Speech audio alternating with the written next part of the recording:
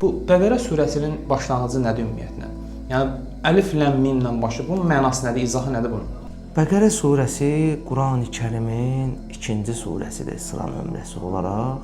Mədinə şəhərində nazil olunub. Qurandakı ayələr, biri var Məkkədə nazil olunan ayələr, biri var Mədinədə nazil olunan ayələr. Allah qoysa keçdikcə bunları deyəcəyik inşallah. Quranın ən uzun surəsidir. Yəni ki, içində ən çox ayəsi olan surəsidir. 286 dənə ayəsi var. 255-dən 257 Ayətəl Kürsüdür, məşhur Ayətəl Kürsüdür ki, dua kimi də oxuyurlar. Mənası inək deməkdir Bəqərə sözü. O da Musa Peyğəmbərinin qövmünün inşallah keçdikcə görəcəyik. Orada nə ilə bağlı məsələlər var, orada hekayələr var ki, Allah Taala sadalayır Bəqərə surəsində o hekayələri. Surənin birinci ayəsi əlif, ləm, mim başlayır. Bunlar ərəb hərfləridir. Bu haqda çox surədə birinci ayəsi beləncə başlayır. Şura surəsinə çatanda bu haqda geniş danışarıq. Düz deyək, onun haqqında bəzi təfsirlər verirlər. Allah vüqarı rəhmət eləsin, deyir ki, deyirlər Cəmalı Əhmətə bənzərdir surətin. Məna verənlər olmasa məna nədən çıxar? Hərə bir məna verir. Amma ki, daha dəqiqini, daha düzgününü biz Şura surəsinə çatanda verə bilərik, belə danışa bilərik o haqda. Bəqərə surəsinin ikinci ayəsində qeyd olunub ki, bu qətiyyən şübhə doğurmayan, müttəqilərə doğru yol göstərən bir kitabdır. Burada müttəqilər nədir? Doğru yol nədir? Burada müttəqilər nədir? Doğru yol nədir? Və deyir ki, bu kitab heç bir şək şübhə olmayan, yəni Allah tərəfindən nazil olmasına heç bir şək və şübhə olmayan bir kitabdır. Belə bir söhbət eləyək ki, misal üçün Qurani-Kərimi açırsan, birinci qarşıva nə çıxır? Fatihə surəsi. Oxuyursan, ikinci Bəqərə surəsi gəlir. Fatihə surəsində 7 dənə ayə var ki, o hamı bilir onu. Bəqərə surəsində elə birinci əlif, lam, mimdən sonra görürsən ki, bu surə gəlir. Və bu surədə Allah nə deyir? Müttəqilərə doğru yol göstərən. Müttəqi, yəni möminlərə doğru yol göstərəndir.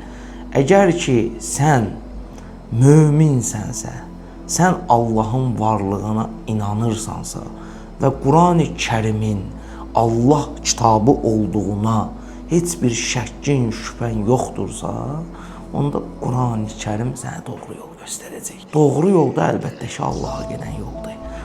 Fatihə surəsində dedik ki, Sirat-əl müstəqim. Doğru yol həmin o Sirat-əl müstəqimdir. Bilsən necədir? İndiki dövrümüzdə elə insanlar olur ki, görürsən ki, Quranı oxuyurlar, yollarından azırlar. Bunun ən böyük səbəblərindən biri odur ki, Qurani-Kərim ərəb dilindədir. Və sadəcə ərəb dilini bilib Qur'anı tam şəkildə başa düşmək mümkün deyil. Niyə? Çünki Qur'anı tam şəkildə başa düşmək mümkün deyil. Niyə? Çünki Qurani-Kərim Allah kitabıdır və bu bir elmdir. Həm içində elm var, həm içində bir inanc var. Misal üçün Qurani-Kərim bəlağətli kəlamdır. Bəlağətlidir sözlər. Baxırsan ki, sözlər sanki misal üçün İxlas surəsinə baxırsan, tutaq ki, Qul huvallahu əhəd, Allahu səməd, ləm yəlid və ləm yulad, əhəd, səməd, yulad. Görürsən ki, hamısı bir qafiyə ilə gedir. Sadəcə o deyil, məsələn, Kövsər surəsinə bax, ən qısa surədir də Quranda. Hamısına baxırsan ki, qafiyə ilə gedir. İndi Quranı oxuyanlar, bilənlər onu bilirlər. Deməli, burada bir qafiyələnmə var. Quran bəlağətli kəlamdır, bəlağət elmi var burada. Quranı bilmək üçün hökmən bəlağət elmini bilməlisən. Bəlağət elmində belə bir şey var ki, bəlağət 3 yerə bölünür. Bədi, bəyan, məani. Məani olan içində belə bir tərif verirlər ki, deyir söz, deyilən söz vaxtına, zamanına və həmin vaxta, zamanda şəraitə uyğun deyil. Misal üçün, qışdır, sən çölə çıxırsan, deyirəm ki, hava soyuqdur, gedəndə qutqalı geyin, get günə. Görürsən şəraitə uyğun, çöldə hava soyuqdur, ona görə sənə belə deyirəm. Yəni şəraitə, zamana uyğun sözdür. Bu məaninin tərifi belədir. Sonra misal üçün bədii iki yerə bölünür. Söz gözəllikləri, məna gözəllikləri. Misal üçün söz gözəlliklərinin kateqoriyaları var ki, onun içində var səd sənəti. Bax Quran səd sənət var. Ona görə orada həm qafiyəli gedir. Bax bunların hamısı misal təşbih verir. Allah orada təşbih var. Ədəbiyyatçılar bunu yaxşı bilir. Şeir yazanlar, qəzəl yazanlar, əks təbdil var. Bunları bilməlisən. Bunların hamısını bildikdən sonra Quranı oxuduqda tam bir şəkildə və ərəb dilini. Çünki bir şeyin tərcüməsi, tutaq ki, Viktor Hugo'nun Səfillər əsərini biri var Azərbaycan dilində oxuyasan və yaxud Dostoyevskinin Cinayət və Cəza əsərini biri var Azərbaycanca oxuyasan, biri var Rusca oxuyasan. Rus dilini tam şəkildə biləsən, Rus dili oxuyasan. Onda o əsərdə hansından daha çox zövq alacaqsan? Çünki hər bir dilin dildə, hər bir istənilən dünyanın hər bir dilində elə ifadələr var ki, onu tərcümə elədikcə məna zəifləyir.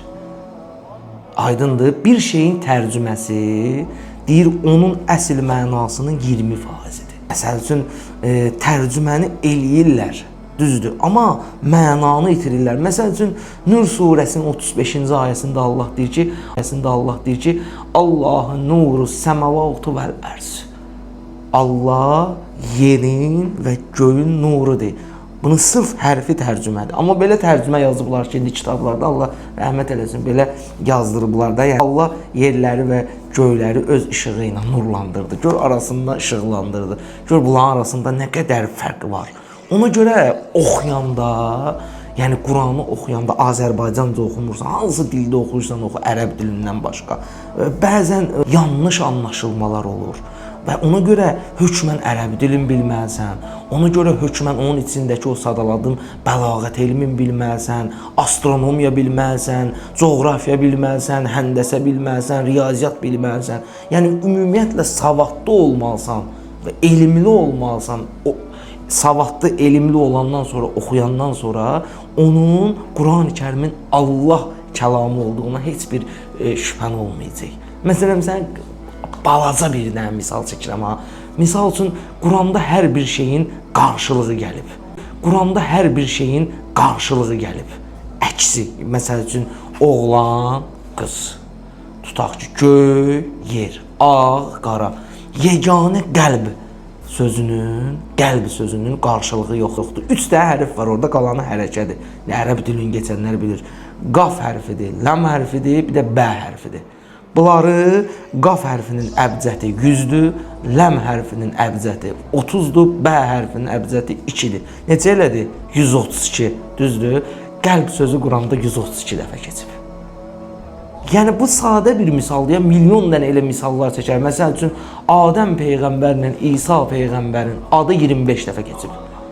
Onların nə oxşarlığı var? İkisinin də oxşarlığı odur, ikisinin də atası yoxdur. Yəni bu insan əqlinə gələcək kəlamlar deyil. Ona görə ki, Qur'anı təmiz şəkildə əbcəti bilməlisən, bəlağəti bilməlisən, ərəb dilini gözəl şəkildə bilməlisən ki, orada o təşbihləri, ədəbiyyatı bilməlisən, coğrafiyanı bilməlisən ki, orada o gedişatları mükəmməl şəkildə qavraya biləsən.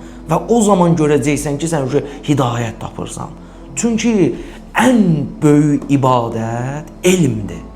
Bunu Allah Quranda deyir. Elm namaz qılmaqdan daha üstün bir ibadətdir. Biz nə üçün bu dünyada var olmuşuq? Öyrənmək, elmli olmaq və insanlara xidmət eləmək üçün. İnsan nə üçün var? Nə üçün gəlib? Ən gözəl şey elm oxumaqdır, savadlı olmaqdır və Quranın içində bütün elmlər var. Riyaziyyatından, həndəsəsindən, coğrafiyasından, ədəbiyyatından, bəlağətindən tutmuş nə qədər elmlər var.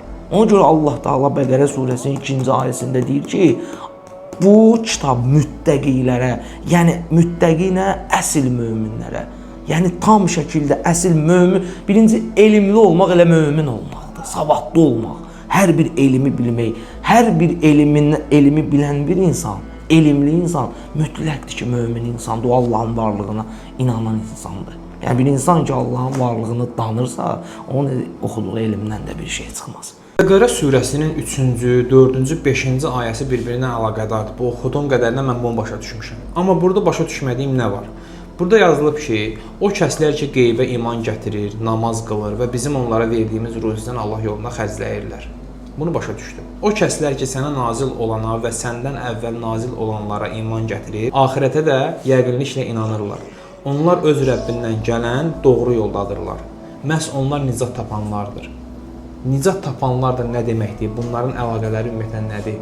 Deməli, biz Bəqərə surəsinin 2-ci ayəsində Allah dedi ki, bu kitab kimlər üçündür? Bu kitab dedi ki, möminlər üçündür. Biz də bu haqda danışdıq.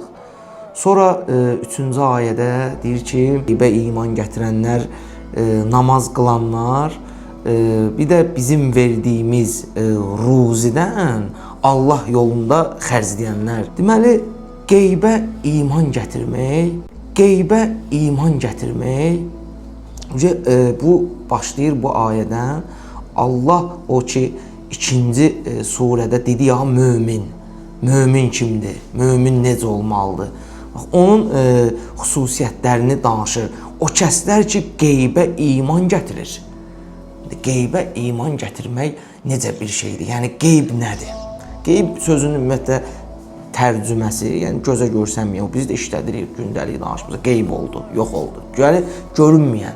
Qeybə iman gətirmək, yəni Allahın varlığına iman gətirmək. Bir də ölümdən sonraki həyatın varlığına iman gətirməkdir. Belədir də, dünyada baxırsan ki, misal üçün adi qəbirstanlığa gedəndə nə yazır? Qəbir daşının üstündə bir doğulduğu tarix, bir ölüm tarixi. Yəni doğulmaqla ölməyə hamı inanır. Kafiri inanır, ateisti, deisti, fərqi yoxdur, hamı inanır. Amma ondan o tərəfinə inananlar kimlərdir? Möminlərdir. Bax, mömin olmanın birinci xüsusiyyəti nədir? Qeybə inanmaqdır. Sonra namaz qılmaq. Ümumiyyətlə, namaz sözü tərcümədə olaraq namaz keçir. Yəni bu bəlkə bunu bilməyən insanlar vardı, amma Quran oxuyanlar, ərəbcən bilənlər bunu çox yaxşı bilirlər ki, Quranda namaz sözü keçmir. O salat deyir və o baxır da bəzən elə hər yerdə salat deyəndə onu sırf namaz kimi tərcümə eləmək olmaz. Amma burada 3-cü ayədə salat işlədir Allah Taala, yəni namaz qılır. Ümumiyyətlə namaz qılmaq görürsən ki, mömin olmağın əsas şərtlərindən biri də namaz qılmaqdır. Namaz yəni zikr eləmək. Zikr eləmək yəni nədir? Xatırlamaq. Zikr nədir? Allahı xatırlamaq. Yadıma gəlirsə, keçmiş söhbətlərdə danışanda demişdik axı, xatırlamaq da bir ibadətdir. İnsan gərək hardan gəldiyini, kimə aid olduğunu unutmaya. Ona görə də namaz qılmaq mömin olmağın əsas şərtidir. Əlbəttə namaz insanı bir çox şeydən qoruyur. Birincisi təmiz olmağa səni vadar eləyir. Pak olmağa, cismani şəkildə pak olmağa. İkincisi səni zikr əhli eləyir. Sən hər gün 17 dəfə Allahı zikr eləyirsən. Sonra deyir ki, verdiyimiz ruzudan Allah yolunda xərcləmək. İndi bu ruzu sözünün mənası ruz deməkdir. Ruz yəni gün deməkdir. Gözünü açırsan, səhər yuxudan durursan, görürsən ki, sağ-salamatsan, əlin yerində, qolun yerində, gözün görür, beynin işləyir, normal insansan. Bunun özü sənin üçün bir ruzudur. Allah sənə ağıl verib, huş verib, baş verib, neyin? Ruzunu qazanmaq sənindir. Ona görə deyirlər ki, ruzunu Allah verir. Sənin ki sağlam bu dünyaya gəlmisənsə, heç bir problemin, çətinliyin yoxdursa, əqli cəhətdən sənə ruzunu Allah verir. İndi bu Allahın verdiyi ruzunu isə sən gərək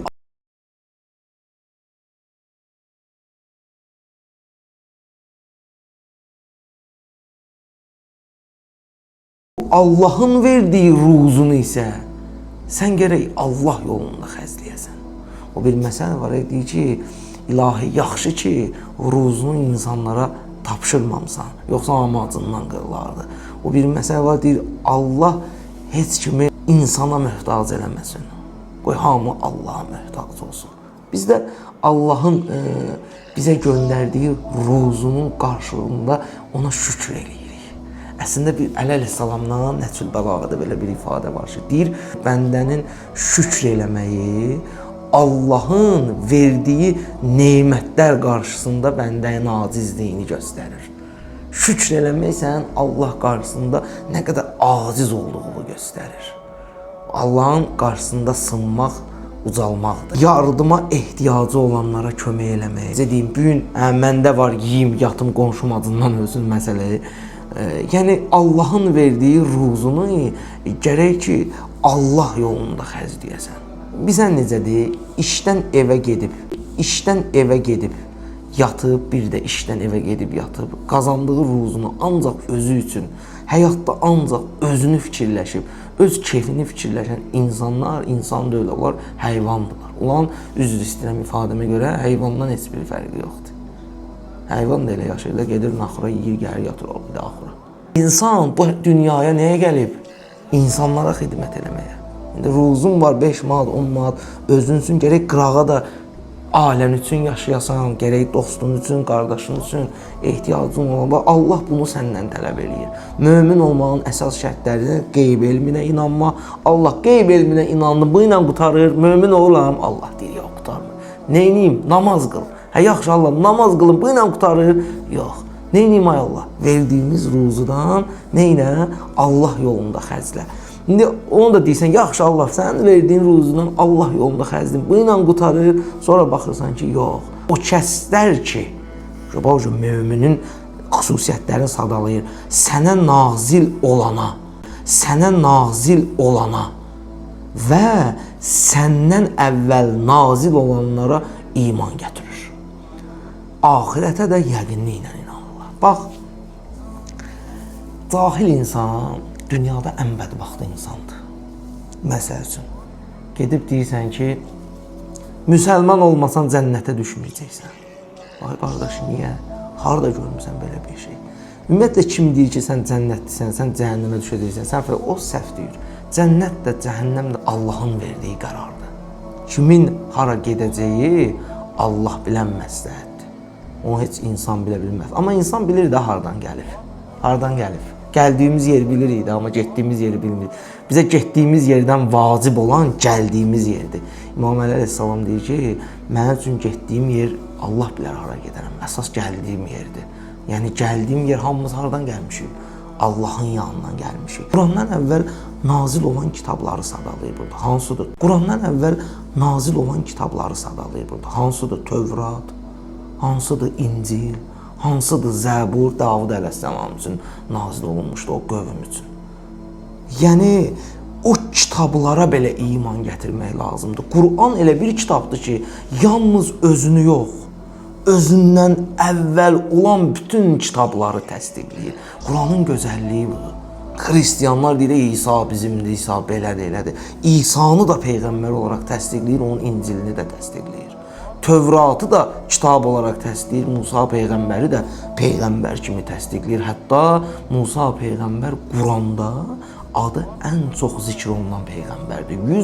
132 dəfə adı çəkilib. Və deyir, ahirətə yəqinliklə inanırlar o tərəfə. Yəni, Allaha inanmaq üçün bu şərt deyil, elə sırf müsəlman olasan. Sən Yahudi də ola bilərsən, Xristiyan da ola bilərsən. Əsas odur ki, sən Yahudi də ola bilərsən, Xristiyan da ola bilərsən. Əsas odur ki, Allahın göndərdiyi nazil olan bütün kitablara iman gətirəsən. İndi düzdür, həm Tövrat olsun, həm İncil olsun, bunlar dəyişdirilib. Nə barədə dəyişdirilib? Yəni, insanlar götürüblər, onlara öz adlarından nələrsə əlavə edilir. Yeganə dəyişdirilməyən kitab Quran-ı Kərimdir. İndi sual verərsən ki, Quranı niyə dəyişdirməyiblər? Bəyən bunlara gücü çatmayıb. Amma bax, Quran o birlər kimi deyil. Bayaq dedim axı, Qulhufallahu əhəd, Allahu səməd, hamısı həm qafiyələdir. Birini dəyişdirsən orada, zəncir qırılsa biləcəklər ki, bu dəyişilib. Sonra davam eləyir. Deyir ki, onlar öz Rəbbindən gələn doğru yoldadırlar və onlar nicat tapanlardır. Bax, Allah möminlərin xüsusiyyətlərini sadaladı və axırda deyir ki, onlar nicat tapanlardır. Nicat, yəni ki, azadlıq, yəni ki, nicat sözünün hərfi tərcümə, yəni ki, doğru yolda olanlardır. Bax, o kəslər sırat-əl müstəqimdə gedən kəslərdir. Əsl möminlərdir. Bax, bu kitab bax, onlar üçün nazil olunub. Bəqərə surəsində 6-cı aya qədər möminlərdən danışılır. Bu çox gözəl. 6-cı ayədən sonra mən buranı oxudum. Çox qəribə bir hala düşdüm. Yazılıb ki, həqiqətən kafirləri qorxutsan da, qorxutmasan da onlar üçün fərqi yoxdur. İman gətirməzlər. Allah onların qəlblərini və qulaqlarını möhürləmiş, gözlərinə də pərdə çəkmişdir. Onlar üçün böyük bir əzab vardır. İnsanlar arasında elələri də vardır ki, mömin olmadıkları halda Allaha və axirət gününə inanırıq deyirlər. Onlar Allaha və iman gətirənləri aldatmağa çalışırlar. Halbuki yalnız özlərini aldadır və bunu anlamırlar. Onların qəlblərinə xəstəlik vardır və Allah da onların xəstəliyini artırmışdır. Yalan söylədiklərinə görə də ağrılı, acılı bir əzab çəkəcəklər. İndi mənə burada çatmayan mövzular nələr? Qəlblərindəki xəstəlik. Nəyə görə qəlblərindəki xəstəlik mövzusu? Və burada bir də qeyd olunub ki, insanlar arasında ellər də vardır ki, mömin olmadıkları halda Allaha və axirət gününə inanırıq deyil. Bunun da mənə izahını zəhmət olmasa verin. Deməli, biz 2-ci surədən ta ki 5-ci surəyə kimi möminlərin xüsusiyyətləri haqqında danışdı və Allah axırda bütün möminləri müjdələdi ki, orada onlar nicat tapanlardan olacaqlar. 6-cı surədən ayədən əstağfurullah başlayaraq 6-cı surədən ayədən əstağfurullah başlayaraq başladı kafirlərin özəlliklərini saymağa. Məsələn, deyir ki, həqiqətən də deyir, kafirləri qorxutsan da, qorxutmasan da onlar üçün fərqi yoxdur. Onlar iman gətirməzlər. Birinci, kafir sözünün mənası küfür sözündəndir. Küfürdə bir şeyin üstünü örtməyə deyərlər. Bir şeyin üstünü örtməyə deyərlər ki, elə bil ki, həqiqətin üstünü örtmək mənasında gəlir. Bildin necə? Deməli, Allah deyir ki, sən kafirləri nə qədər qorxutsan da, onlara nə qədər desən ki, haqq yolunu göstərsən də, onlar üçün deyir, heç bir həqiqət yoxdur. Çünki onlar üçün fərq eləmir. Onlar elə öz yolunda gedəcəklər. Baxırsan ki, bu ayə istər Peyğəmbər sallallahu dövründə, İstər elə bax, bu günümüzdə də var. Bu günümüzdə də elə insanlar var ki, oturursan. Bu günümüzdə də elə insanlar var ki, oturursan, danışırsan, deyirsən, belədir, elədir. Amma nə qədər deyirsənsə dinə, xeyr yoxdur. Çünki, bax, indi Allah deyir, niyə onlar kafirlərə iman gətirmirlər? Bax, deyir. Çünki Allah onların qəlblərini və qulaqlarını möhürləmiş. Əlbəttə, qəlbi, qulağı möhürləmək cismani bir söhbət deyil. Sadəcə mənəvi bir söhbətdir. Qəlbin möhürlənməyi nədir? Bir gün yaxınlaşırlar, deyirlər ki, Həzrət Əli əleyhissalama, ya Əli, Allaha inanırsan? Deyir, bəli, inanıram. Deyir, onu görürsən? Deyir, mən görmədiyim Allaha inanmaram. Deyir, bəs nətər görürsən? Deyir, onu görmək üçün adi gözlərin, insan gözünün, deyir, Allahı görmək üçün görmək qüvvəti yoxdur. Onu görmək üçün qəlbin gözü lazımdır. Yəni, mənəvi bir göz lazımdır. Mənəvi orqanlar var ki, bunları ağzında deyirsən ki, mənəvi orqanlar. Bax, hansıdır mənəvi orqanlar var ki, bax, hansıdır ağıl, nəfs, bir də qəlb. Ağlın səsinə qulaq assan, insan harda doğrudursa ora gedəcək. Ağıl da bir yerə qədər gedir də, insanı ağıl bir yerə qədər aparır. Bir yerdən sonra ağıl lazım olmur, orada əqidə lazım olur. Nəfsin səsinə qulaq assa insan biabır vəziyyətə düşəcək. Qəlbin səsinə qulaq asan insan isə gedəcək, çatacaq istədiyi yerə, aid olduğu yerə gedəcək. Məsələn, bir dənə misal çəksək, Yusif Peyğəmbərin hekayəsini hamı bilir də, onun kinosunu da çəkirlər hələ. Və bir adi bir niyans deyirəm sən. Züleyxa Yusif Peyğəmbəri çağırır. 7 dənə qapı olur, görsən, baxmısan da o kinoda. Hər qapıdan girdikcə o biri qapını bağlayırlar ki, girir, qapını bağlayırlar, çıxır, buradan girir, qapını bağlayırlar. 7 dənə qapını açıq bağlayır, açıq bağlayır. Axırda Yusif girir içəri. Züleyxa ona bir təklif eləyir. Orada bax 3 dənə o mənəvi orqanların səsi var ha ki, onları insan hiss eləyir. Deməli orada nəfsin səsi Həzrəti Yusifə nə deyir? Deyir ki, Züleyxanın təklifini qəbul elə. Ağlın səsi nə deyir? Deyir, çön, qaç. Qaçmaq lazım. Düzgün deyil də o evli bir qadındır. Necə, hara qaçmaq lazımdır? Qapı bağlanıb axı, 7 dənə qapı bağlanıb. Heç olmasa pəncərədən qaçdı, o qapılar açıla bilməz axı. Bunun ağlın səsi deyir. Bəs qəlbin səsi nə deyir? Qəlbin səsi deyir ki, get qapıya tərəf, Allah onu sənə atacaqdır. Get qapıya tərəf. Yəni burada deyir Allah onların qəlblərini və qulaqlarını möhürləyib. Yəni onların mənəvi olaraq qəlbinin gözü möhürlənibdir. Onlar artıq Allahı əsla görə bilməzlər. Və deyir ki, qulaqları möhürlənibdir. Qulağın möhürlənib, yəni artıq onlara sən nə qədər həqiqəti danışsan da o eşitməyəcək. O deyir, cahil adamın ən böyük özəlliyi odur ki, cahil adamın ən böyük özəlliyi odur ki, deyir bəlkə həmişə düz danışır. Sonra nə deyir? Deyir, gözlərinə də pərdə çəkmişdir. O qəlbin ki, gözləri olur, bəsirət gözü deyirlər ona. Onun ki, üstünə pərdə çəkildi. Ki, o dünyaya bağlılıq gəldi. Artıq onun üçün xeyri yoxdur. Və orada Allah deyir ki, onlar üçün böyük bir əzab var. Bunu inşallah danışarıq, bu əzab nədir, necədir, nə deyil. Allah qoysa danışarıq bu haqda. Sonra növbəti ayəyə düşür, deyir, insanların arasında deyir, elələri də vardır ki, mömin olmadıkları halda Allaha və axirət gününə inanırıq deyir. O vaxtı, yəni Quran nazil olan vaxtı 3 dənə qövm var idi. Birinci qövm möminlər idi. Yəni müttəqilər idi. İkinci qövm kafirlər idi. Üçüncü qövm, 3 dənə qövm var idi. Birinci qövm möminlər idi. Yəni müttəqilər idi. İkinci qövm kafirlər idi. Üçüncü qövm münafiqlər idi. Yəni riyakarlar idi. Onlar kafirlərlə olanda deyirdilər ki, Allah yoxdur. Möminlərlə olanda deyirdilər ki, Allah. Yəni ikiyüzlülərdir. Onların cəzası kafirlərdən daha betərdir. Çünki onlar riyar. İndi də elə insanlar var da. Görürsən ki, gedir oturur bir möminlərin arasında, möminlər nə danışırsa, bu da onlarla danışır. Yoxsa gedir oturur kafirlərin arasında, onlar nə danışırsa, bu da ondan danışır. Və onlar nə edirsə, bu da onu edir. Yəni ikiyüzlüdür.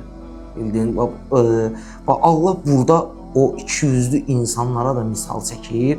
Sonra dalınca deyir ki, onlar Allaha və iman gətirənləri aldatmağa çalışırlar. Halbuki yalnız özünü aldadır və bunu anlamırlar. Atalar sözlərimiz var ya, məsəl üçün bizə gəlib çatanda. Onların çoxsu əslində Quran-ı Kərimdən götürülməlidir. Deyir, insan aldatsa Allahı aldada bilməz, ancaq özünü aldada bilər. Belə bir söz də var da. Bax, elə burada gətirir, onlar Allaha və iman gətirənləri aldatmağa çalışsalar da, yəni o riyakar insanlar. Halbuki yalnız özlərini aldadır. Yəni o elə bil ki, gəlir burada möminlərin içində deyir ki, Allah vardır. Elə bil ki, möminləri aldadır. Halbuki o aldadmır, özünü aldadır. Öz aqibətini pis vəziyyətə salır. Sonra sıralayır 10-cu ayəyə gəlir çatır, deyir, onların qəlblərində xəstəlik var və Allah da onların xəstəliyini artırmışdır. Yalan söylədiklərinə görə ağrılı, acılı bir əzab çəkəcəkdir. Bəzən insan fikirləşir ki, filan kəs bir günah elədi, yaxud özün bir günah elədi. Görürsən, Allah bunu niyə cəzasını vermədi? Fikirləşir də düzdür. Halbuki Allah onun cəzasını verir. Bilirsən nədir onun cəzası? Allah ona növbəti səhv eləmək üçün şərait yaradır. Elə bir günahı 2 idisə, o 5 dənə. Bax, bu ayə həmin məsələdir. Elə görsən nə deyir? Deyir, onların qəlbində xəstəliyi vardır. Allah da onların xəstəliyini artırır. Elə bil ki, bir günah eləyir sən. Özündən tut. Sənin qəlbin xəstədir. Görürsən, qəlbin o mənəvi qəlbdən söhbət gedir də, bəsirət gözü bağlanıb Allahın varlığını görə bilmirsən. Bir günah eləyirsən. Onun qarşılığında Allahın sənə verdiyi günahın qarşılığında sənə verdiyi bilsən nədir? Növbəti günahı eləmək üçün sənə şərait yaradırsan ki, növbəti günah eləyirsən. Elə bir günahın 2-dirsə, olur 5 dənə. 5-disə olur 20 dənə. Deyir ki, onları ağrılı, acılı bir əzab gözləyir. Əlbəttə ki, indi o əzab haqqında biz cənnət, cəhənnəm söhbətinə çatanda inşallah növbəti ayələrdə var. O haqqda geniş danışacağıq. Belə